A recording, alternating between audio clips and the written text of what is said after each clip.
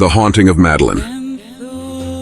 In the forgotten village of Blackthorn, where whispers of superstition hang heavy in the fog, Madeline arrives to claim an inheritance she never wanted.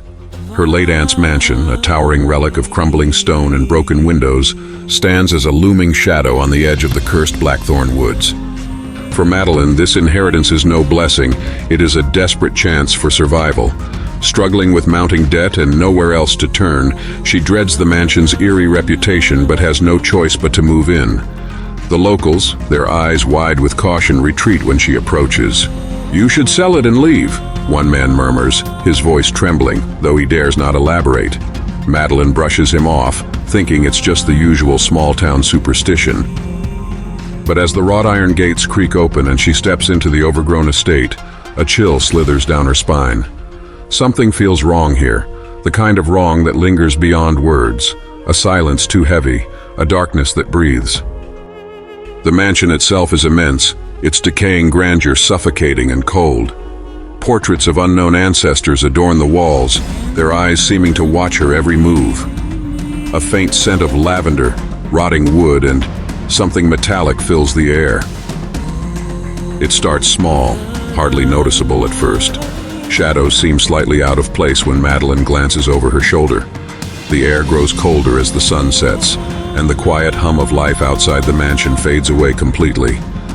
As the hours drag into night, something awakens in the darkened halls. In her first sleepless night it begins. Soft whispers echo through the corridors. Her name is barely audible, weaving itself into the groaning floorboards and faint creaks of the mansion. She curls beneath her blankets, praying for morning to come. Morning breaks, yet the oppressive atmosphere doesn't lift.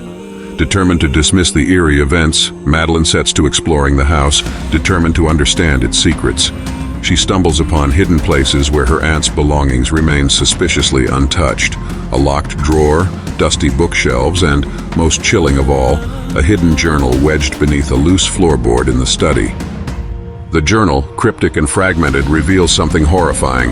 Inside, her aunt has written of whispers, moving shadows, and a terrifying warning. Never ignore the music box, keep the house silent. Madeline scoffs, trying to find rational explanations, but her skepticism falters when she flips to a scratched page smeared across the bottom with the words, "The house feeds, it always feeds." Save for a haunting lullaby described in her aunt's notes, the journal leaves her with no real answers. Still, its existence plants a seed of unease in her mind. Questions begin to grow. What happened to Aunt Eleanor here? Why did she leave the journal behind as though expecting Madeline to find it? By the second night, events take a sinister turn. What were once faint whispers grow louder, persistent. When Madeline walks past certain hallways, distorted shadows stretch unnaturally, darting out of sight the moment she turns her head. The sense of being watched becomes constant, the hair on her neck rising with the unmistakable feeling of a presence just out of reach. While unpacking, she stumbles upon an old, delicate music box, a beautifully carved piece encrusted with faded jewels. Despite her unease, she turns the crank. A sweet yet eerie melody drifts from the box, its notes hauntingly familiar. The music echoes faintly through the house long after the box stops playing, as if the mansion itself remembers the song. Sleep becomes impossible. Madeline is tormented each time she closes her eyes. In her nightmares, the house shifts, bends, and twists into horrid, impossible shapes. Faceless figures emerge from the walls to reach for her, whispering her name in a droning chant. She wakes each time drenched in sweat, only to hear faint footsteps pacing just beyond her bedroom door. Her investigation grows desperate by the day. Seeking answers, Madeline decides to confront the villagers. Fragments of the house's grim history bubble to the surface. One elderly woman speaks in hushed tones of the previous owners, all lost to madness or tragedy, every last one of them disappearing without a trace. A farmer recalls children from the village claiming to see ghostly figures wandering near the mansion at dusk. Then there are the stories of the forest, cursed and forbidden, its trees creep right to the mansion's edge. Each tale leaves Madeline more unnerved. Returning to the mansion, her paranoia deepens. But how many warnings will she need before it's too late? As the days blur into nights, the house's grip tightens. The whispers are no longer subtle. They rise to a cacophony after sunset. Her name echoes through the halls, spoken in voices layered with anguish and venom. Shadows take shape now, human-like and deliberate. They seem to stalk her, standing just out of reach, daring her to come closer. The music box's haunting melody becomes inescapable, playing faintly in her mind, even when it lies untouched.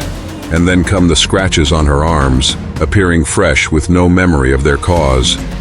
The boundaries between her dreams and waking reality shatter. Madeline spirals into despair. The house is playing her memories now, manifesting voices and scenes from her darkest moments, her greatest regrets. Her breaths grow shallow and panicked as she realizes the true nature of the house's power. It thrives off her fear, her guilt. It feeds on her very mind. In her darkest moment, Madeline finds a cryptic note tucked within the journal.